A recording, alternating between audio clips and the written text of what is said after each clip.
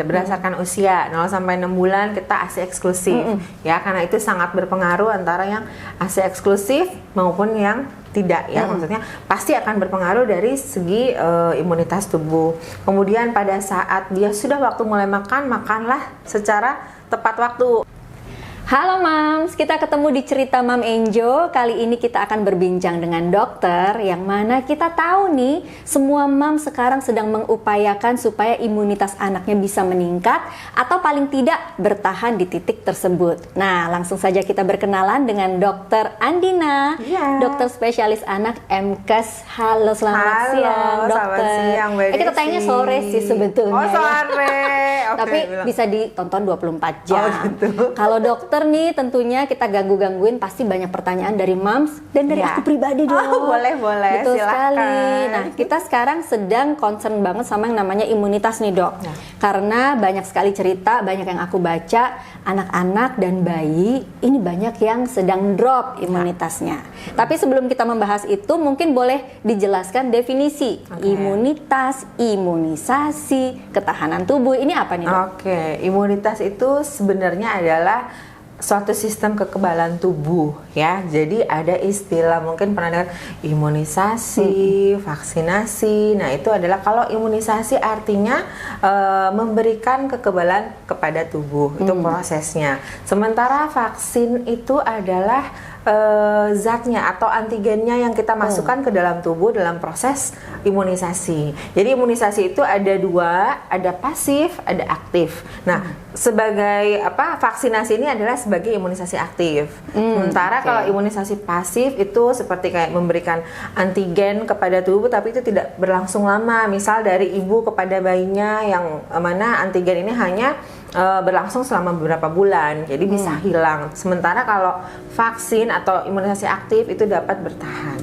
Oke. Nah, kalau kita kembalikan ke imunitas tubuh, berarti kan ini ketahanan tubuhnya ya. Kekebalan tubuh. Nah, kekebalan tubuh. Kalau sekarang kita lihat sekarang udah mulai banyak aktivitas, mama-mama juga sudah mulai ketemu lagi dengan orang-orang, dengan saudara-saudara. Biasanya tuh ada yang bilang ini imunitasnya lagi drop nih. Nah, itu indikasinya apa ya dok? Kalau ini lagi drop, lagi nggak baik, ini apa ukurannya? Sebenarnya kalau berbicara tentang kekebalan tubuh itu biasanya kita dimulai udah dari lahir ya. 0 sampai 6 bulan biasanya bayinya aktif. Kalau anak yang lebih besar biasanya dia ceria, aktivitasnya banyak. Nah, biasanya orang tua tuh nandain dia drop kalau udah mulai kelihatan kok anaknya nggak seperti biasanya ya. Kok mulai lemes-lemes ya, kok diem-diem aja. Bahkan ada yang banyaknya tiduran lemes. Nah, biasanya orang tua tuh menandakan seperti itu. Jadi bisa diistilahkan sebagai ini lagi ngedrop nih, anak atau bayinya lagi ngedrop. Biasanya seperti itu. Faktor-faktor yang bisa membuat anak ngedrop atau bayi ngedrop itu apa? Faktor yang membuat biasanya satu, bisa saja dari faktor infeksi. Ya, memang sedang ada proses infeksi yang berlangsung dalam tubuh. Kedua, biasanya kalau pada anak yang lebih besar, biasanya dengan aktivitas. Nah, ini kan peralihan dari yang kemarin zaman online nih Mbak Desi. Terus tiba-tiba sekarang anak-anak sudah offline. Nah, pokoknya dalam 1-2 bulan terakhir ini banyak sekali seperti yang Mbak Desi bilang, anak-anak mulai ngedrop. Nah, mungkin kaget dari yang aktivitas hanya di rumah, bisa santai-santai, belajar online, tiba-tiba yang harus sekolah, apalagi yang sekolah swasta ya, anak SD itu sudah dari jam 8 pagi sampai kadang sampai jam 3 sore. Jadi itu mungkin dia kaget dengan aktivitas yang lelah, akhirnya membuat dia menjadi lelah atau ngedrop. Seperti itu. Berarti kalau kata lelah, ini biasanya dengan pola istirahatnya mungkin betul. Atau pola makan juga pengaruh dok? Bisa. Gimana nih? Jadi kalau misalnya untuk bayi ya, biasanya kita 0 sampai 6 bulan itu ASI. Pokoknya ASI itu merupakan suatu makanan bagi bayi yang sangat baik, apalagi untuk kekebalan tubuh. Karena kekebalan tubuh dari ibu akan berpindah kepada bayi melalui ASI. Kemudian pada anak yang sudah lebih besar, besar biasanya balita itu dari makanan bergizi biasanya ya. Dia harus makan makanan yang bergizi, terus dia harus istirahat yang cukup. Nah, istirahat yang cukup ini definisinya berbeda-beda antara bayi, anak yang balita, bahkan anak yang sudah di atas 5 tahun itu pasti akan berbeda. Kemudian dari waktu untuk santainya, waktu untuk beristirahatnya, dalam artian kata, ya anak punya waktu untuk happy nggak gitu ya? Dia harus happy, dia punya waktu untuk misalnya apa yang buat happy, bermain, bercanda bersama saudaranya, biasanya lari-larian, ya itu juga diperlukan. Jadi sebagai bentuk relaksasi pada anak itu bisa untuk meningkatkan imunitas. Iya, iya. Anak-anak butuh healing juga ternyata. Iya, butuh healing, bukan cuma mama papanya Betul. aja. Nah, kalau bicara si anak ini harus happy, berarti memang ini secara psikologis pun sangat menunjang ya untuk menjaga imunitas si anak itu. Nah, tadi dokter menyebutkan seberapa banyak dia waktu untuk relax, untuk bermain seperti itu. Itu berarti harus diupayakan ya dok ya oleh orang tuanya ya? Harus, apalagi kalau orang tuanya yang full weeknya bekerja ya, misalnya dari Senin sampai Sabtu bahkan Minggu tetap bekerja. Nah, itu harus meluangkan waktunya karena waktu itu tidak akan terulang. Iya, betul sekali. Masa anak-anak tidak akan terulang. Betul. Nah, untuk si anak itu sendiri, ketika kita sudah melihat ini kayaknya dia drop deh, apa yang harus dilakukan pertama oleh si mama? Oke, pertama adalah satu, evaluasi lagi kembali apa yang menyebabkan dia drop. Pasti ada penyebabnya ya. Salah satunya adalah mungkin yang tadi saya sebutkan, adakah tanda-tanda infeksi, kemudian adakah tanda-tanda pada anak ini kelelahan, bahkan pada anak yang lebih besar bisa aja dia stres, Mbak Desi. Udah bisa stres kalau pada anak-anak yang sudah sekolah, belajarnya kelelahan, kemudian waktu istirahatnya kurang ya. Biasanya kalau pada usia sekolah itu kita mengharapkan anak bisa tidur seenggaknya jam 9 malam sudah tidur ya, tapi mungkin pada anak yang lebih besar itu akan berbeda sesuai dengan aktivitasnya. Kemudian makan makanannya bagaimana selama ini, makannya biasanya bawa bekal dari rumah, tapi ternyata orang tua curhat pulang selalu utuh dok, ternyata makannya jajan. Jadi mungkin itu bisa faktor makanan yang tidak sehat, itu juga bisa. Kemudian kurang waktu untuk santai atau untuk healing yang tadi Mbak Desi bilang, bisa juga anak akhirnya stres menumpuk, dia kelelahan seperti itu. Oke, kalau anak stres pengen playdate sama temennya, mungkin sekarang udah harus diatur lagi ya. Iya, betul. Ya, kalau playdate berarti mama papanya ikutan. Dan ternyata memang itu harus ada strateginya mungkin ya dok ya. Pemilihan makanan, terus mungkin durasi bermain. Nah, kalau untuk faktor penunjang supaya imunitas ini bisa terjaga, ini apa aja dok? Makanannya mungkin pilihan makanannya seperti apa? Yang tadi saya sebutkan berdasarkan usia 0 sampai 6 bulan kita ASI eksklusif ya, karena itu sangat berpengaruh antara yang ASI eksklusif maupun yang tidak ya, maksudnya pasti akan berpengaruh dari segi imunitas tubuh. Kemudian pada saat dia sudah waktu mulai makan, makanlah secara tepat waktu, kemudian makanannya tepat, sesuai, maksudnya begitu mulai MPASI, anak apa yang harus dilakukan, tekstur makanannya seperti apa, ya, sampai dengan usia 1 tahun sudah makan makanan keluarga yang bergizi, yang memenuhi karbohidrat, protein hewani ya, terutama, terus serat dan lemak. Nah, seperti itu. Kemudian faktor kedua adalah jangan lupa imunisasi. Yang tadi kita sebutkan imunisasi artinya memberikan kekebalan secara aktif pada anak. Nah, IDAI kan sudah memberikan jadwal pada anak itu 0 sampai 18 tahun ya Mbak Desi. Jadi definisi aku anak. Aku mikir, aku kapan terakhir Coba dilihat bukunya. Jadi anak berdasarkan WHO itu adalah 0 sampai 18 tahun.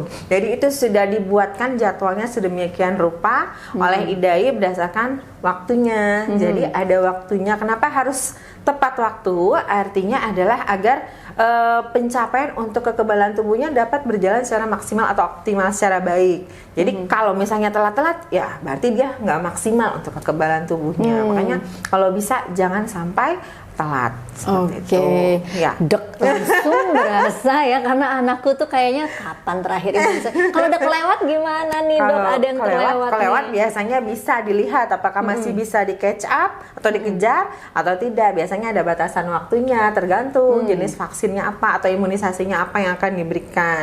Kemudian apalagi ya, oh iya itu tadi waktu untuk healing, bermain. Kemudian harus ada waktu untuk melepaskan stres, melepaskan pokoknya udah mumet belajarnya, akhirnya ada waktu untuk bersama-sama ayah dan ibunya untuk berlibur. Quality time. Iya, quality time itu sangat dibutuhkan. Udah, kemudian istirahat, jangan lupa jam istirahat yang cukup juga berpengaruh ya. Itu jam tidur yang cukup juga berpengaruh untuk imunitas anak. Oke, kadang-kadang kalau aku pribadi ya suka lihat tuh gini dok. Dulu waktu anakku masih balita, oh yang teman-teman itu minum vitamin, terus ada suplemen, itu dibutuhkan nggak sih dok? Atau selama mamahnya yakin menunya mencukupi, boleh diteruskan atau gimana? Oke, betul. Sebenarnya kita akan mendengar dari dokternya langsung. Sebenarnya suplementasi ya, namanya suplementasi artinya pelengkap. Jadi nggak jarang tuh orang tua nanyanya begini kalau datang, dok ada nggak vitamin buat nambah nafsu makan?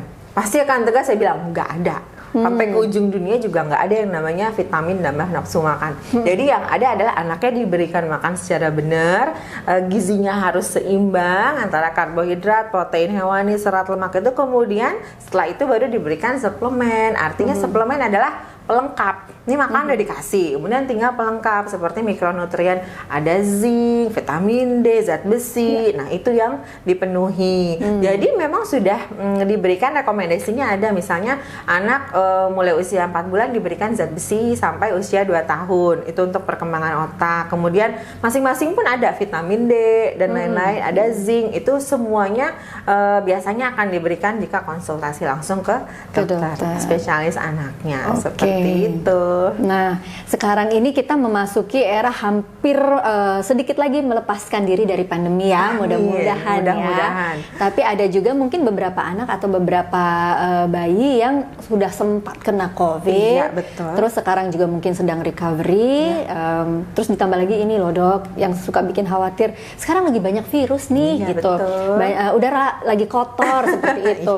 Mungkin dari dokter ada tips atau pesan supaya menguatkan imunitas anak-anak kita? Memang, jadi kita memang belum bisa dibilang terlepas dari pandemi, tetap harus waspada. Nah, virus tuh sebenarnya dari zaman dahulu pun sudah ada, makanya dari tahun 1776 si Edward Jenner udah ketemu vaksin cacar, berarti dari zaman bahala kan sudah ada virus nih. Jadi caranya adalah dengan tak lain satu, yang tadi makanan dengan nutrisi yang seimbang, nutrisi yang baik, perhatikan kebutuhan kalori pada anak, kemudian lengkapi imunisasi Mbak Desi, lengkapi imunisasi, kemudian istirahat yang cukup, kemudian berikan waktu untuk bermain atau healing untuk quality time bersama anak-anak, itu aja yang cukup.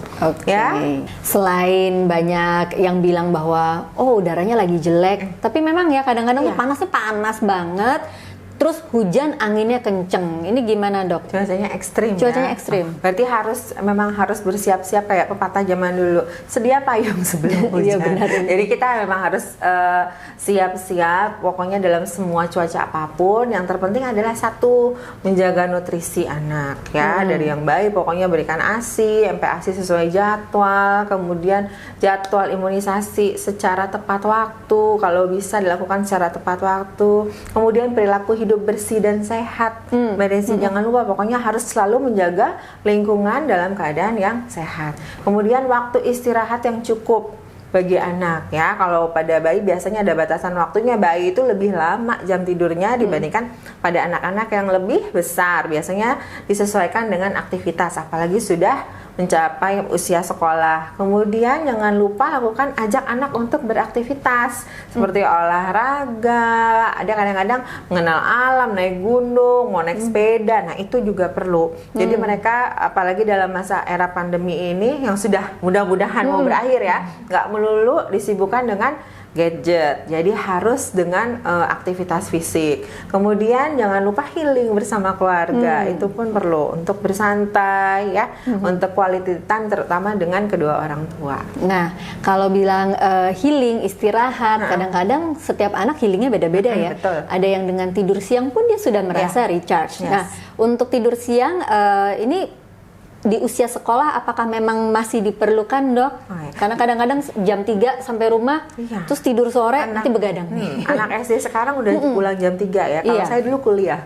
Oh, ini lebih maju SD. fasenya. Jadi sebenarnya kalau dari literatur memang tidur siang itu diperlukan, tapi biasanya hanya perlu sampai anak usia 4 tahun. Jadi kalau sudah di atas usia 4 tahun itu biasanya sudah tidak perlu lagi, karena itu tadi dia sudah ada aktivitas. Biasanya sudah ada yang umur 4 tahun pun sekarang udah ada yang mulai ikut sekolah ya, ikut taman bermain gitu-gitu, dia sudah ada, tapi biasanya masih bisa menyesuaikan untuk tidur siang tuh biasanya masih dilakukan. Nah, sebenarnya udah di atas 4 tahun udah nggak perlu, tapi yang perlu adalah tidur malam. Nah, tidur malam itu kenapa perlu?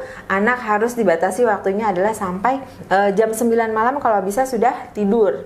Karena ternyata pada saat jam 11 malam itu hormon pertumbuhan itu keluar.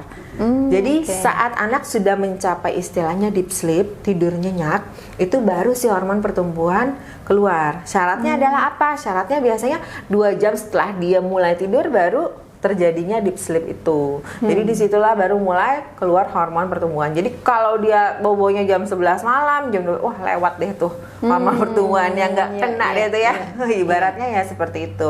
Jadi kalau tidur berdasarkan usianya. Jadi memang ada seperti itu. Nah, itu pentingnya ya, pola tidur sangat dijaga, Betul. terus relaksasi juga. Ya kalau misalnya dipijit sampai ketiduran itu juga enak. Bener ya, Dok ya. Oke, mudah-mudahan obrolan ini bisa membuka hati dan pikiran mama-mama semua yang sedang galau, karena sekarang ini banyak banget yang kok anakku tiba-tiba imunitasnya drop gitu ya. Terima kasih sekali Dokter Andina. Sama-sama, Mbak Desi. Dan untuk teman-teman yang mau bertanya ya, boleh juga loh lewat Instagram atau juga di komen ya di tayangan ini. Dan sekarang saatnya kita pamit ya, Dok. Giliran aku konsultasi pribadi. Terima kasih dokter. Sama-sama, Dan juga Mbak untuk Desi. Mams, kita ketemu lagi di episode Cerita Mama Enjo berikutnya. Dadah.